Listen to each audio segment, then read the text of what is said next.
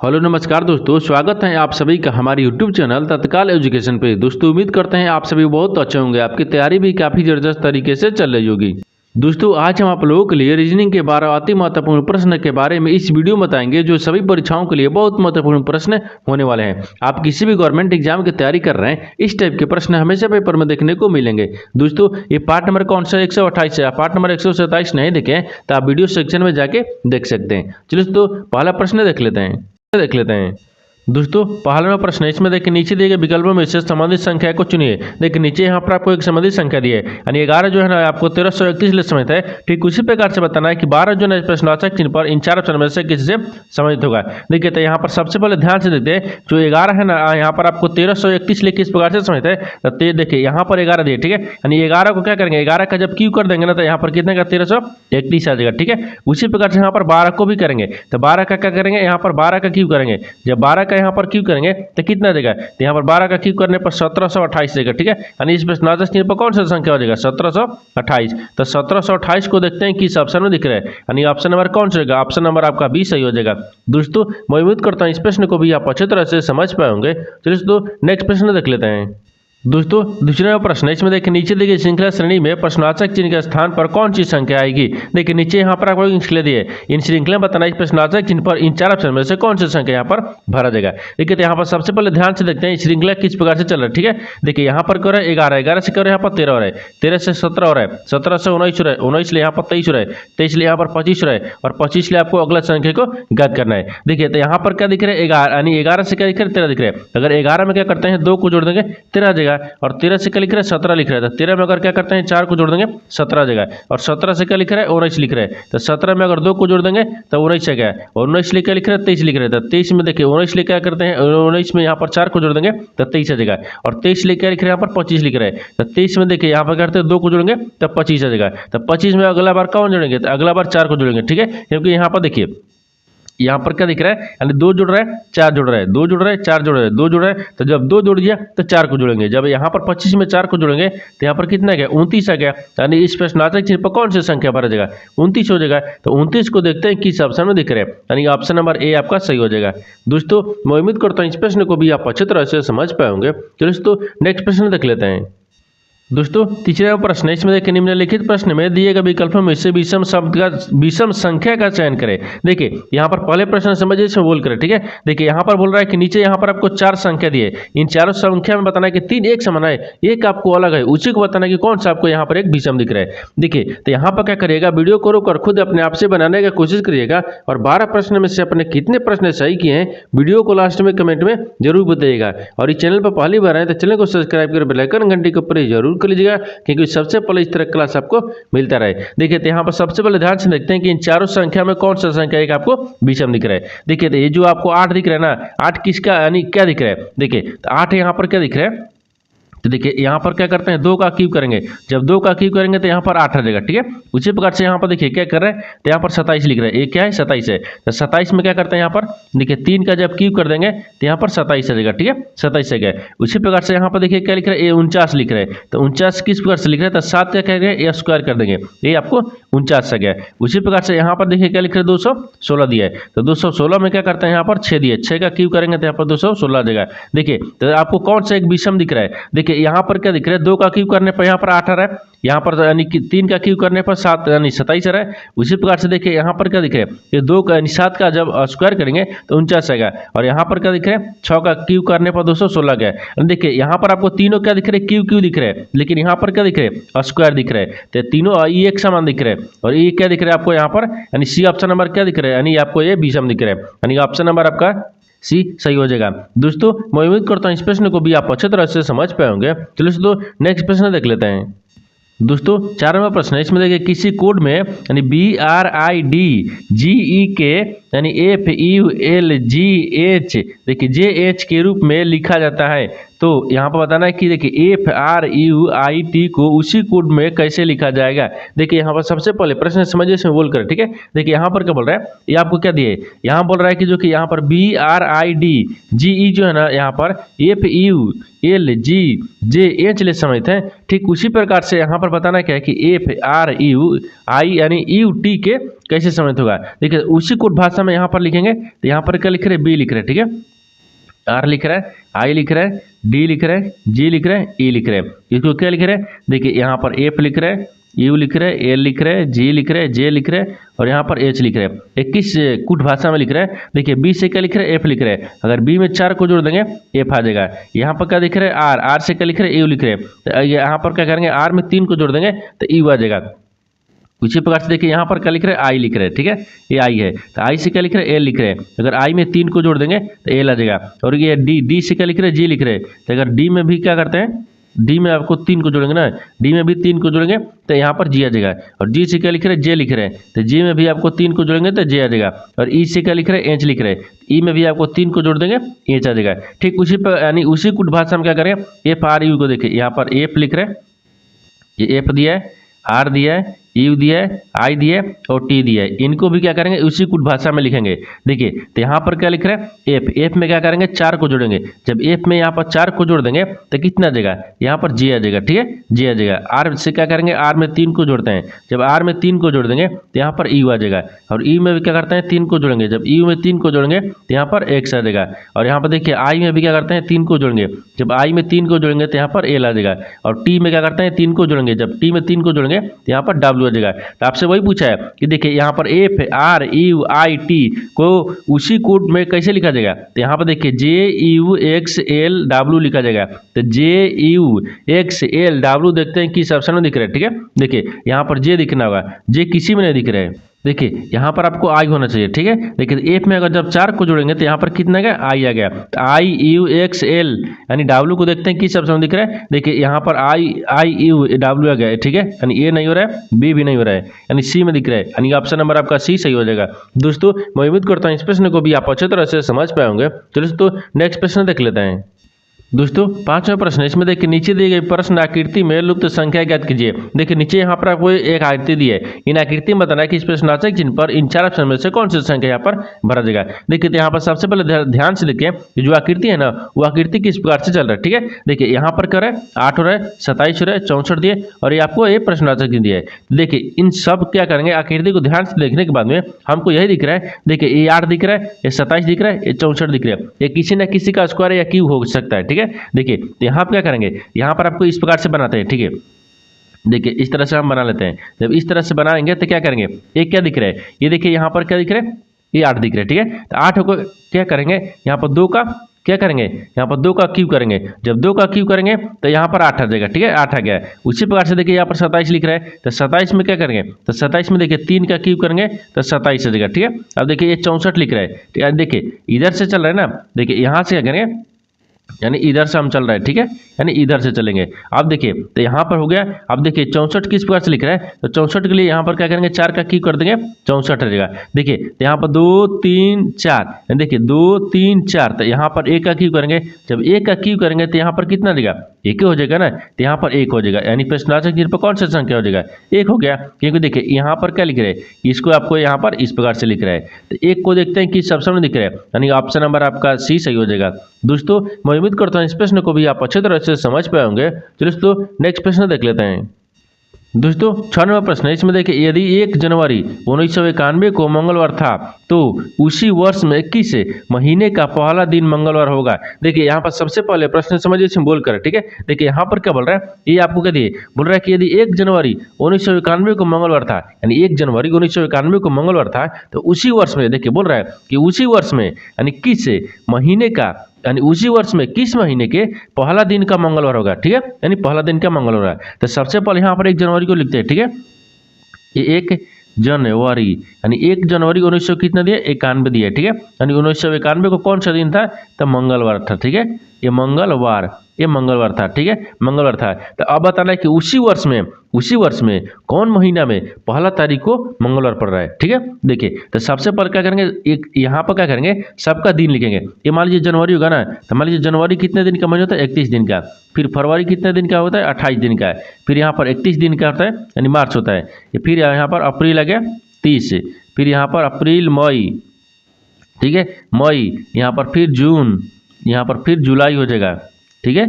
फिर प्लस में यहाँ पर जून जुलाई अगस्त हो गया। यहाँ पर प्लस में क्या करेंगे, 30 करेंगे, सितंबर हो गया, ठीक है। फिर यहाँ पर देखिए, यहाँ पर फिर प्लस करेंगे, यहाँ 1 को रखेंगे, ये अक्टूबर हो गया। देखिए यहाँ से जनवरी से लेके अक्टूबर तक क्या किए, सारे दिनों की संख्या लिख लिए, ठीक है। देखिए जनवरी फरवरी मार्च अप्रैल मई जून जुलाई अगस्त सितंबर अक्टूबर, यानी 1 अक्टूबर लिए, ठीक है, 1 अक्टूबर ले लिए, 1 अक्टूबर ले लिए। अब आपको देखिए यहाँ पर सबसे पर क्या करेंगे, सबको जोड़ेंगे। जब सबको यहाँ पर जोड़ लेंगे कितना आ गया, 274 दिन आ गया, 274 दिन, ठीक है, 274 दिन। इनमें से 1 को माइनस करेंगे, ठीक है, 1 को माइनस करेंगे। जब 1 को यहाँ पर माइनस कर लेंगे तो कितना क्या, 273 दिन है क्या। जब 273 दिन है, ये 273 दिन है, तो 273 में 7 ले भाग करेंगे, क्योंकि यहाँ पर 7 ले भाग करेंगे। एक सप्ताह में कितने दिन होता है, 7 दिन होता है। जब 7 ले भाग करेंगे देखिए तो कितना देगा, यहाँ पर 17 के 21 हो गया, ठीक है, 17 के 21 हो गया।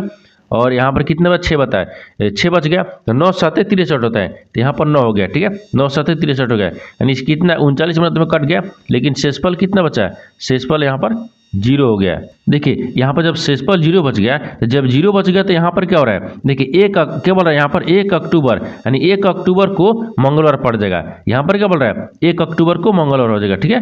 देखिए तो यहाँ पर क्या हो जाएगा, 1 अक्टूबर, अक्टूबर जगह ना 1 अक्टूबर, ठीक है, यानी अक्टूबर, 1 अक्टूबर को यहाँ पर कौन सा, 1 अक्टूबर 1991, क्योंकि 1991 ही बोला है, ये मंगलवार हो जाएगा, ठीक है, ये मंगलवार हो जाएगा, मंगलवार हो गया है। तो मंगलवार देखिए 1 अक्टूबर को बोल रहा है, तो आपसे वही पूछा कि उसी वर्ष में, यानी उसी वर्ष में किस महीने का पहला तारीख को मंगलवार है, तो पहला तारीख को बोल रहा है। यहाँ पर ध्यान दीजिएगा, इसलिए ये पहला तारीख है अक्टूबर, तो पहला अक्टूबर को उसी वर्ष में यानी 1991 में, यानी अक्टूबर में क्या बनेगा, अक्टूबर में आपको 1 तारीख का क्या मंगलवार हो गया है। तो देखिए यहाँ पर अक्टूबर को देखते हैं किस ऑप्शन में दिख रहा है, यानी ऑप्शन नंबर यहाँ पर 20 सही हो जाएगा। दोस्तों मैं उम्मीद करता हूँ इस प्रश्न को भी आप अच्छे तरह से समझ पाएंगे। दोस्तों नेक्स्ट प्रश्न देख लेते हैं। दोस्तों 7वां प्रश्न है, इसमें देखिए नीचे दिए गए विकल्पों में से संबंधित शब्द को चुनिए। देखिए नीचे यहाँ पर आपको एक संबंधित शब्द दिया है, यानी देखिए जीवित जो है आपको मृत्यु से संबंधित है, ठीक उसी प्रकार से बताना है कि प्रश्न जो है इस प्रश्नवाचक चिन्ह पर इन 4 ऑप्शन में से किससे संबंधित होगा। देखिए तो यहाँ पर सबसे पहले ध्यान से देखते हैं, जो यहाँ पर जीवित है ना वो मृत्यु से किस प्रकार से संबंधित है। देखिए तो जीवित का विलोम क्या दिख रहा है, ये जीवित का विलोम, यानी जीवित का विलोम आपको मृत्यु दिख रहा है, उसी प्रकार से प्रश्न का विलोम रखेंगे, ठीक है, ये विलोम हो गया, यानी यहाँ पर विलोम हो गया। तो देखिए ये प्रश्न का विलोम क्या होता है, तो उत्तर हो गया, ठीक है, क्या हो जाएगा, उत्तर हो गया। तो उत्तर या प्रश्नवाचक चिन्ह पर कौन सा शब्द भरा जाएगा, उत्तर हो जाएगा। तो उत्तर को देखते हैं किस ऑप्शन में दिख रहा है, यानी ऑप्शन नंबर यहाँ पर डी सही हो जाएगा। दोस्तों मैं उम्मीद करता हूँ इस प्रश्न को भी आप अच्छी तरह से समझ पाएंगे। चलिए दोस्तों नेक्स्ट प्रश्न देख लेते हैं।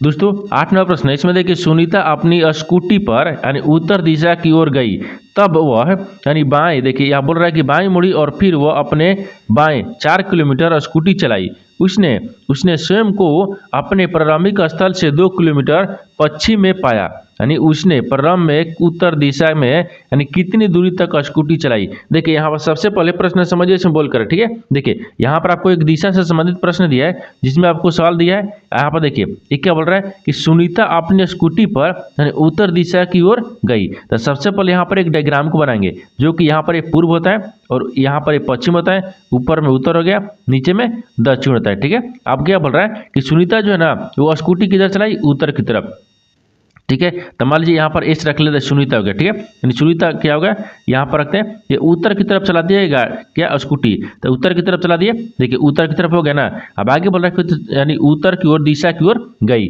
अब बोल रहा है कि तब वह बाएं मुड़ी, ठीक है, और फिर अपने बाएं मुड़ी, तो फिर क्या कि वो बाएं मुड़ गया, ठीक है, बाएं मुड़ गया, ये बाएं मुड़ गई। बाएं मुड़ने के बाद में बोल रहा है कि फिर बाएं मुड़ी, तो फिर यहाँ पर बाएं मुड़ाते हैं, ठीक है, बैग मुड़ाते हैं और ये 4 किलोमीटर चलते हैं। तो मान लीजिए 4 किलोमीटर स्कूटी चलाई, उसने उसने स्वयं को अपने प्रारंभिक स्थल से, वो जो स्वयं से, देखिए ये स्वयं है, ये प्रारंभिक स्थल से वो किधर, देखिए प्रारंभिक स्थल से यानी 2 किलोमीटर पश्चिम में पाया, यानी 2 किलोमीटर, यानी यहाँ से क्या है 2 किलोमीटर पश्चिम में पाया, ठीक है, ये 2 किलोमीटर हो गया, ठीक है, पश्चिम में पाया। अब बोल रहा है कि उसने प्रारंभिक में उत्तर दिशा में यानी कितनी दूरी तक स्कूटी चलाई। बोल रहा है कि उत्तर दिशा में ना वो कितनी दूरी तक स्कूटी चलाई थी। देखिए तो यहाँ पर जब ये आपको 4 किलोमीटर चलाई तो यहाँ पर भी क्या हो जाएगा, ये 4 किलोमीटर हो गया, क्योंकि दोनों सेम है। यहाँ पर देखिए ये भी आपको 2 किलोमीटर चलाया है, यहाँ पर भी क्या हो जाएगा 2 किलोमीटर हो जाएगा, ठीक है, ये भी आपको 2 किलोमीटर हो गया। तो आपसे सवाल भी पूछा है, देखिए उसने प्रारंभिक की स्थिति, देखिए प्रारंभिक में उत्तर दिशा में यानी कितनी दूरी तक स्कूटी चलाई। देखिए तो यहाँ से वो प्रारंभिक स्थान है, यहाँ से ऊपर की तरफ चली ना, उत्तर की तरफ कितना चली, यानी 4 किलोमीटर हो जाएगा। तो 4 किलोमीटर को देखते हैं किस ऑप्शन में दिख रहा है, यानी ऑप्शन नंबर यहाँ पर डी सही हो जाएगा। दोस्तों मैं उम्मीद करता हूँ इस प्रश्न को भी आप अच्छे तरह से समझ पाएंगे। दोस्तों नेक्स्ट प्रश्न देख लेते हैं। दोस्तों 9वां प्रश्न है, इसमें देखिए उस व्यय आरेख का चयन करें जो दिए गए वर्गों के बीच संबंध को सर्वोत्तम रूप से दर्शाता है। देखिए नीचे यहाँ पर आपको 3 शब्द है, इन तीनों शब्द को बताना है कि आपस में किस प्रकार से समित है और इन 4 वेन डायग्राम में से कौन सा वेन डायग्राम बनेगा। देखिए तो यहाँ पर सबसे पहले ध्यान से देखते हैं कि तीनों शब्दों में से आपको कॉमन कौन सा मिल रहा है, ठीक है। देखिए यहाँ पर क्या दिया है, पृथ्वी दिया है, समुद्र दिया है और सूर्य दिया है। इन तीनों शब्दों से सबसे कॉमन यहाँ पर मान लीजिए क्या पता है, पृथ्वी मिलता है, ठीक है। सबसे कॉमन क्या है, यहाँ पर पृथ्वी है। पृथ्वी के अंदर में क्या समुद्र आता है, यानी पृथ्वी के अंदर में यहाँ पर समुद्र को आता है, ठीक है, यहाँ पर समुद्र हो गया, ये समुद्र आता है। लेकिन यहाँ पर क्या पृथ्वी के अंदर में समुद्र आता है लेकिन सूर्य आता है नहीं आता है, तो ये क्या हो जाएगा आपको अलग बन जाएगा, ठीक है, ये सूर्य आपको अलग बन गया है। देखिए यहाँ पर क्या दिख रहा है, सबसे कॉमन पृथ्वी दिख रहा है, पृथ्वी के अंदर में यहाँ पर समुद्र आता है लेकिन पृथ्वी के अंदर में सूर्य नहीं आता है। देखिए यहाँ पर आपस में इस प्रकार से समझ होगा और इस तरह का वेन डायग्राम बनेगा। तो इस तरह का वेन डायग्राम को देखते हैं किस ऑप्शन में बन रहा है, यानी ऑप्शन नंबर किस में बन रहा है, तो ऑप्शन नंबर यहाँ पर दूसरा बन रहा है, यानी ऑप्शन नंबर आपका दूसरा सही हो जाएगा। दोस्तों मैं उम्मीद करता हूँ इस प्रश्न को भी आप अच्छे तरीके से समझ पाएंगे। तो दोस्तों नेक्स्ट प्रश्न देख लेते हैं। दोस्तों 10वां प्रश्न है, इसमें देखिए दी गई उत्तर आकृतियों में से उस उत्तर आकृति को चुनिए जिसमें प्रश्न आकृति निहित है। देखिए यहाँ पर सबसे पहले प्रश्न समझिए इसमें बोल कर, ठीक है। देखिए यहाँ पर क्या बोल रहा है, ये आपको यहाँ पर एक प्रश्न आकृति दिया है जिसमें यहाँ पर आपको उत्तर आकृति दिया है, यानी इसका कहने का मतलब है कि जो ये प्रश्न आकृति दिख रहा है ना, ये प्रश्न आकृति यहाँ पर इस तरह का जो आकृति है ना, ये उत्तर आकृति में से चारों आकृति में से किस में निहित है, यानी किस में आपको दिख रही है, यानी इसी के जैसे आपको इन 4 ऑप्शन में से कौन सा में आकृति दिख रहा है। तो सबसे पहले करेंगे, ध्यान से देखते हैं कौन कौन सा आकृति यानी किस में दिख रहा है। देखिए इस तरह का जो आकृति है ना, इस तरह का आकृति कहाँ दिख रहा है आपको। देखिए ए को देखते हैं, ए में तो देखिए आपको इस प्रकार से दिया है, लेकिन देखिए इसका ऊपर पाई नहीं दिया है, ठीक है, यानी इसका मतलब ए में नहीं हो रहा है। ऑप्शन बी में देखते हैं, ऑप्शन बी में देखिए यहाँ पर क्या दिख रहा है, देखिए इसको इधर देखेंगे, ये देखेगा और यहाँ पर दिख रहा है, और देखिए इधर से ये भी दिख रहा है, ठीक है, ये भी दिख रहा है, तो क्या हो जाएगा इस प्रकार से हो गया है। देखिए ऑप्शन नंबर बी में दिख रहा है। देखिए यानी इसका कहने का मतलब है कि जो इस तरह का आकृति है ना, इस तरह का आकृति इन बताना है कि इन चारों आकृति में से किसमें निहित है, तो ऑप्शन नंबर आपका बी में निहित है, यानी ऑप्शन नंबर बी आपका सही हो जाएगा। दोस्तों मैं उम्मीद करता हूँ इस प्रश्न को भी आप अच्छे तरह से समझ पाएंगे। दोस्तों नेक्स्ट प्रश्न देख लेते हैं। दोस्तों 11वां प्रश्न है, इसमें देखिए यदि प्लस का अर्थ है गुना यानी माइनस का अर्थ भागा, गुना का अर्थ माइनस और यहाँ पर बोल रहा है कि भागा का अर्थ प्लस है, तो यहाँ पर एक समीकरण का मान ज्ञात करना है। देखिए यहाँ पर सबसे पहले प्रश्न समझिए इसमें बोल कर है, ठीक है। देखिए यहाँ पर क्या बोल रहा है, ये बोल रहा है कि नीचे यहाँ पर आपको एक समीकरण दिए, इन समीकरण को जो आपको क्या करना है मान ज्ञात करना है, यानी जो आपको चिन्ह बोल रहा है इन चिन्ह को सबको बदलने के बाद में समीकरण को सोल्व करेंगे। तो सबसे पहले यहाँ पर जो चिन्ह बोल रहा है उसको बदल देते हैं, ठीक है। देखिए यहाँ बोल रहा है कि प्लस का अर्थ क्या बोल रहा है गुना, तो प्लस की जगह पर यहाँ पर गुना रखते हैं, ठीक है।